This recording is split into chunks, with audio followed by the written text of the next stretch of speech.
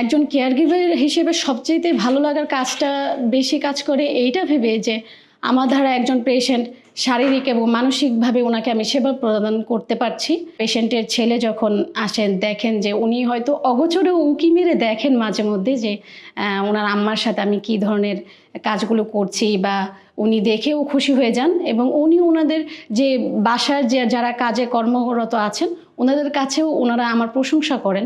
শিউলি খুব ভালোভাবে কাজগুলো করছে, আম্মা খুব হাসি খুশি থাকে ও আসলে বাসায়। আমার নাম হচ্ছে শিউলি। আমি কেয়ারগিভার হিসেবে 4 বছর যাবৎ HCL-এ কাজ করছি। আমি এখন বর্তমানে স্ট্রোক এবং প্যারালাইজ পেশেন্ট দেখছি। উনি হচ্ছে কথা বলতে পারেন না। উনি কথা বললে একেবারেই বাচ্চাদের মতো ক্রিয়েট করে, বা আমি ওইভাবেই ওনার সাথে কথা বলার চেষ্টা করি, বা ওনার সাথে ওইভাবেই আমি কথা বলি যে বাচ্চার মতো কীভাবে ওনাকে ক্রিয়েট করা যায়। উনি অ্যাপ্রিসিয়েট খুব পছন্দ করেন। ওনাকে ওইভাবেই আমি ওনার সাথে কথা বলার চেষ্টা করি অলওয়েজ। উনি হচ্ছে হাতে খেতে পারেন না। ওনাকে সবসময় আমার হাতে ওনাকে আমি খাইয়ে দিই, এবং ওনার সাথে অনেক সময় হয় কি যে উনি নাচ গান এগুলি খুব পছন্দ করছেন। ওইভাবে ভঙ্গি নেয় ওনার সাথে আমি একটু বিনোদন দেওয়ার চেষ্টা করি যে উনি কীভাবে উনি হাসি মুখে থাকছেন বা কীভাবে উনি আনন্দিত থাকবেন, আমি সেভাবে ওনার সাথে কাজ করার চেষ্টা করি। তো আমি যখন ডিউটিতে যাই 15 দিন তো আমার ছুটি থাকে মাসে। তো আমি যখন যাই উনি আমাকে দেখে এক রাশ মুখ ভর্তি ওনার হাসি থাকে।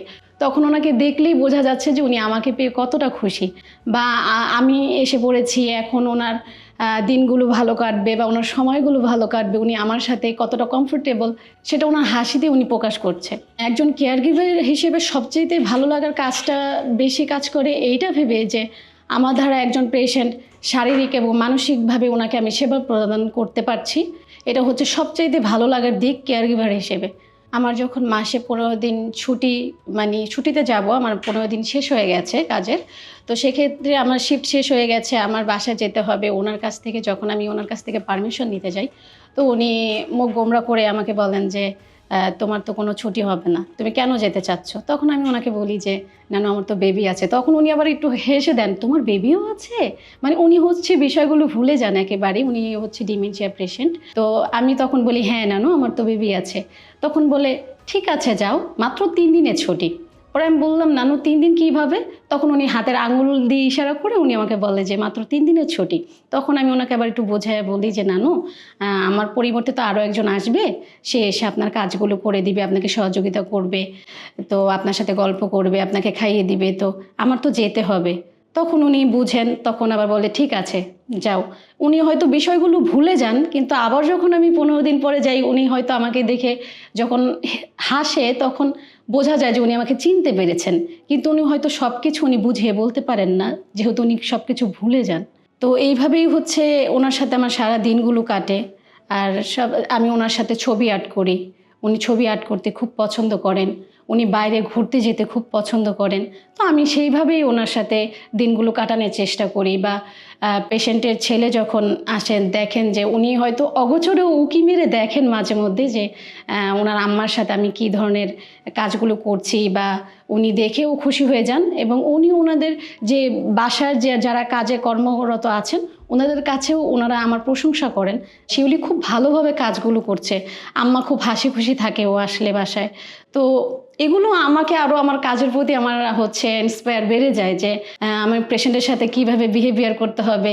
বা আমার পেশেন্ট হচ্ছে অনেক সময় খাবার খেতে চান না, একদম খাবেন না, মুখ বন্ধ করে রাখেন।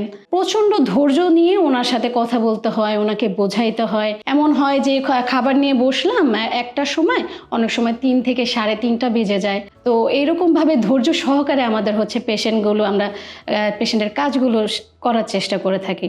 মহৎ কাজগুলোর মধ্যে হচ্ছে সেবা একটি অন্যতম মাধ্যম। আমি যখন মনে করি যে আমার ধারে একজন পেশেন্ট ভালো থাকতে পারছে, আমি একজনকে সেবা দেওয়াতে উনি শারীরিকভাবে সুস্থ হতে পারছে, এটা হচ্ছে আমার কাছে পরম পাওয়া যে আমি মানব সেবায় নিজেকে নিয়োজিত রাখতে পারছি। আমি একজন স্ট্রোক পেশেন্ট পেয়েছিলাম। তো উনি হচ্ছে প্রথমে কথা বলতে পারেননি। উনি মুখে সব কিছু ইশারাও বলতে পারছিল না, ওনার হাত নাড়াতে পারতো না, উনি হাঁটতে পারতেন না। তো আমি হচ্ছে ওনাকে হাঁটতে ওয়াকার দিয়ে ধরে ধরে ওনাকে হাঁটা এটাতে সহযোগিতা করি। সেক্ষেত্রে হচ্ছে ওনার আস্তে আস্তে মুখের ব্যায়ামটাও আমাদের করানো হয়েছিল, এখানে ফিজিও দেওয়া হতো ওনাকে, আমিও ফিজিওর সাথেই থাকতাম।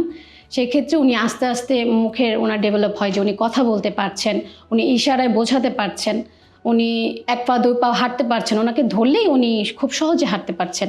আমি এখন বর্তমানে যে পেশেন্টটা দেখছি, ওনাকে আমি যখন গিয়েছিলাম উনি কথা বলতো না একেবারেই। এমনি ডাক দিত, কিন্তু উনি ওইভাবে কোনো কথা বলতেন না। উনি খাবারের কোনো বিষয়ে ওনার আগ্রহ ছিল না, অনীহা ছিল সব বিষয়ের প্রতি। কিন্তু আমি যাওয়ার পর না অনেক ইয়ে হয়েছে যে উনি খাবারের প্রতি ওনার একটু আগ্রহটা বেড়েছে, বা উনি আমার সাথে গল্প করছে, বা উনি বাইরে যেতে চাচ্ছে, ওটা উনি খুব সহজেই আমার কাছে উনি প্রকাশ করতে পারছে। বা উনি আমাকে বলছে যে টিভিটা ছেড়ে দাও, আগে উনি এগুলি কিছুই বলতে পারতো না। আবার ওনার ছেলে এসে যখন দেখে যে ওনার ডান হাতটা পার্কিনসন ছিল, উনি এই হাতে খেতে পারতেন না, যখন আমি ওনাকে বলি যে আপনি নানু খাবারের চেষ্টা করেন, আমি আপনাকে সহযোগিতা করব, সেক্ষেত্রে ওনার এই ডান হাতটা ডেভেলপ হয় যে উনি এই হাতে এখন নিজে খেতে পারছেন।